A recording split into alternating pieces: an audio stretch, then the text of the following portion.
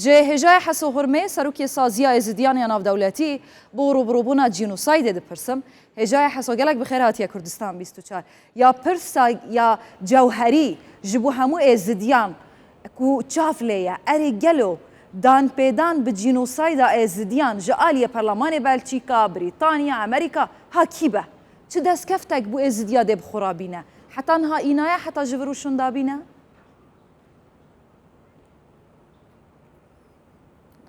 دەستپێکی زۆر سوپاس بۆ وێدەریێ هەلبەت وەکی وەجی شارەت دای ئیرۆ ڕوونش نەکرد کۆمیتا مافێ مرۆڤ و هاریکاریان مرۆڤاتیەدا هاتە دانوستاندن هاتەکردن بۆ داڕشتنە پرۆژەکتێکی و چارشەمێ دیسا دێ سیغەکی قانونیێتە دەست دێتە ڕەوانەکردن بۆ پەرلەمانیت هەفتیا بێدا قەول ئەوە بێتە دان پێدان ئەن بێتە دەنگدانێ ئەوم باوەڕین دێ دەرباز بێت شکلێکی باش پۆزیتیڤ چەنگ و ئەڵمانیا دەولەتەکە یعنی بکەین بژین عمود فەقریەش بۆ هەندێک و ئۆڕۆپادا و تاسیراوێ گەلەکە هەی دیسا هەرد ئیرۆدا ئەو کەسیاتیت شنگالێ کورگەل بەڕێز عرفان ئۆرتاج پشتیش vê komîtê خلاص بووین چۆن گەل فراکسیۆنە ڕۆشتن تایبەتی گەل فراکسیۆنە یا هەراب قووەت و SPD حزب حاکومەن هۆ گەل سەرۆکە فراکسیۆنێ دانوستاندنەکە درێژ هاتەکردن بۆ هەندێک و سەر چاوە خەلک زڤرنە جێخۆ و چاوە هەریکاری بۆ شنگالە بێتەکردن ئەوێژی سۆزدا و بتر سەنگێ ئەڵمانیا بتر سەنگێ و گرنگیە بدەتە زڤڕاندنێ وش بۆ ئاواکردنە شنگال هەلبەت ئەڤەژی گەلک کاربۆرە تێتەکردنش بۆ هەندێک و تەنایل وە دەرپایدا بێت هەتا ئاواهەیە چێ بێت سەر ئەو وڵاتێن هاتینە ینی بڕیار داین ئەندان پێدان کرین هەلبەت بەلکی گەلێک جارێکی هات بتەنێ قاشکردن و تەنێ هەتانەوە مەحکەمەکێ ئەف کێزە وەرنەگرتەوە ڕاستیژی حکوومەتە عراقی نەگەلەکە هەریکار دیواریدا هەلبەت هەر ژبیرامە نەچێت ئیرۆ یونیتاژی پەرلەمانی ئەڵمانیا سەرۆکی یونیتاد الودر حاضر بوو و پەیواویژی هەبوو بڕاستی پەیوەکە باشی پێشکەش کرد ئەف کەسێت چۆین وەسا تەمسیلا خەڵکێت شنگارکردن ماگوداریە پەیوانکردن ئەو کچا ڕزگار بووی هەندێک کەسێتیژی پەیوێت خۆ پێشکەشکردن لێ پەیوا بەڕێز ئۆرتاج و سەردانێت وانژی تاسیرا خۆ هەبوو ڕاگەاندنێ دەژی گشتی دێتەکردن يعني درد ازديان تجي ازدي باش زاني بيجم يعني بله كرمك بله برسفدان بو جناب وات هلبت راز بيجي قالك دولتا دان بيدان كري سيشوان دولتا يعني فيتو دستيش بينج دولات الدائمة عضوية مجلس الأمن دا اللي مخابن اجبلي محكمة اختيم السيه نوفمبر 2021 طه جميلي كهالجريب باسبورت عراقية الألمانيا هاتا محكمة كرين وتوي محكمة دا طبعا قوتن أبا جينوسايدا بسري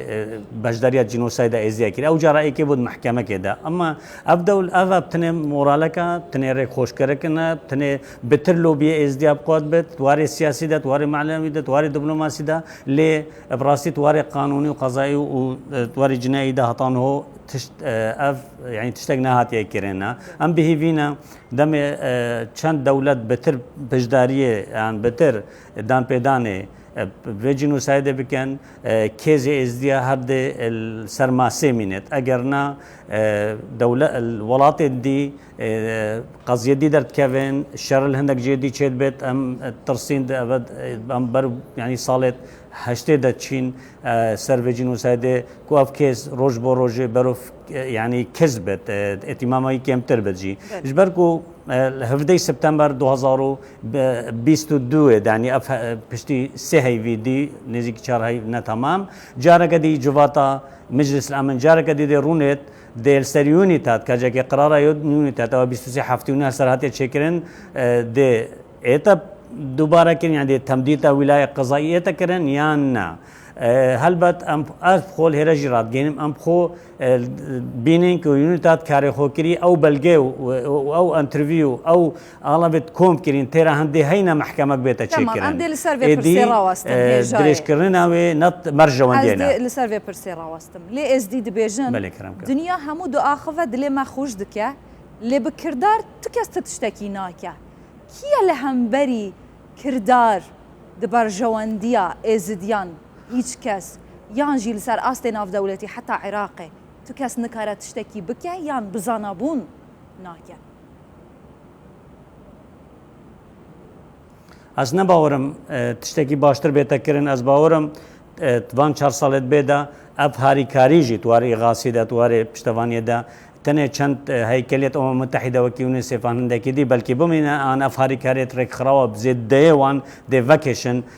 و هاریکاریژ دەکەن وە ڕەوشە ئاوارە الکەمپا وەکی خوندنا من ئەم هەفتیا بێت ئەزل جنێڤم پشتی 25 پەیوێ ئەس باوەرم هەواڵی مەژین هەڵوەرن ئەس باوەرم دێ ڕەوش دێ بەرەو خراپی چێت ئێزدی باشترین ڕێ ئەوە و ڕێ بێتە خۆشکردن ناوەڕە حکوومەتە عراقی و کوردستانی و ئەومە متحیدا کار بێتەکردن ئێزدی بزڤرنە سەر ملک و ماڵێ خۆ شنگالێ ئەگەر نەزڤرن ڕەوشەوان ئاوارەیەدا بەلکو دێ ئەس بینم تحدیاتێت بتر دێنێتن و ژیانەوە و ڕۆژانەژی بەلکو دێ خراپتر بێت چنگۆ دێ ئێتیمامە ئەومە متحیدا و منظماتی نافنەتەوەی دێ گەلێک دەکەمتر بش ئەو تشتێ نهۆژی هەی باشتر ئەوە عەرجی ناچێت وەکی سازیەکە ناودەوڵەتی یا سەرمافێن ئێزدیان هەم خەباتێتکەن لەسەر ئاستێ ناودەوڵەتی ئەو وڵاتێندان پێدان بجین و سایدا ئێزدیا کریت و خۆ دزانی ینی سێ جوان وڵاتان چار خوددانێن حەقی ڤیتوێنە لە جڤاتە ئاسایشە ناودەوڵەتی ئەو وڵاتێن هەنەیەن زلهێز بە هەماهەنگی دیگەل حکوومەتە فیدرال بوچی کارێکی ناکەن ئەمن و ئیستیقرارێ بۆ شنگالێ ڤەگەڕێنن وجودا هەبوونە 6,000 چەکدارێن نەیاسایی بسەر 7 گرۆپێن نەشەرعیە نەیاسایی دبەرژەوەندیە کێدایە گەلۆ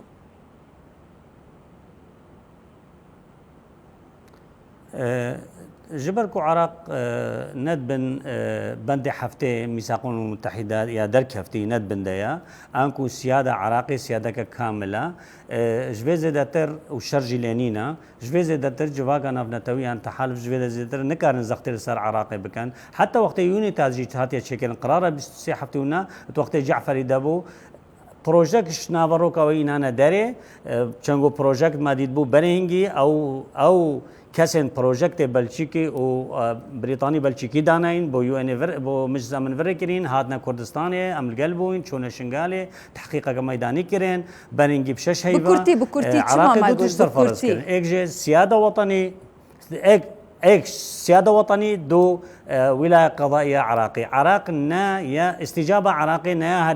هاريكار اتشمانا هاي اللي دادقها توان داعش الهرم كردستان به مسألة تدويلي شما عراقنا هاي اللي تناو دادقها جبو توان داعش در حق ازديان بيت دام ازراندن صدام چنه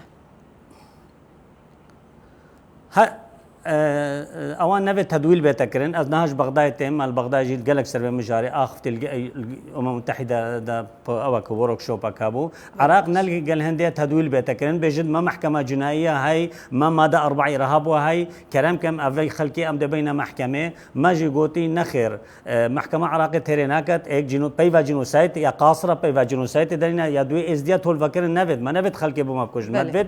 تهون عدالتها بت انصاف وضحها بتكنت قربو کرنا بید دو شگلک مهم با ازدی آوا ازدی بجین جاره کدی دوباره کرنا جنوساید بسریوان نیت کرن امنو پروژکت کن ام ترسین صبح جاره کدی اف جنوساید دوباره بتره که محکمه که عراقی بد لو ما جی ام بجین گره که بن سیوانه یو ان دبت یان محکمه که نافنه توی بت چکن هکنا راسی روش برو خرابونه اجا حسو هرمي سروكي سازيا ازديانا ناف دولتي بو روبروبونا جينوسايد تو هرهبي بدرد وبلابن